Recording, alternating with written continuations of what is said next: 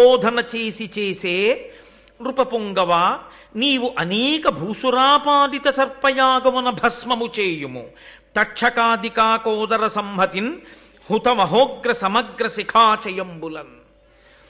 తక్షకుడు ఎందుకు చంపేశాడో తెలుసా మీ నాన్నని? తక్షకుడికి మీ నాన్నకి ఏమీ వైరం లేదు. మీ నాన్నగారు తక్షకుడిని ఎప్పుడూ ఏమీ అనలేదు. ఎవరో ఒక బ్రాహ్మణుడు మారు పలకలేదన్న కోపంతో మీ తండ్రి ఆయన మెడలో ఒక మృత సర్పాన్ని వేశాడు. తండ్రి మెడలో మృత సర్పాన్ని వేశాడన్న మాటకి కోపం వచ్చి ఆ ముని యొక్క కుమారుడు నేటికి 7వ రోజు లోపల నువ్వు తక్షకుడి వలన మరణిస్తా అన్నాడు. అంటే ఇప్పుడు తక్షకుడికి 2 మార్గాలు ఉన్నాయి. ఒకటి శృంగి మాటకి చంపేయడం, 2 శృంగి మాటకి చంపకపోవడం. ఎందుకు చంపకుండా ఉండొచ్చు? మీ నాన్న ఎంత గొప్పవాడో ఇందాక చెప్పే కదా, ఇక్కడ చెప్పలేదు, ముందే చెప్పాడు పద్యంలో. అర్జునుడితో సమానుడు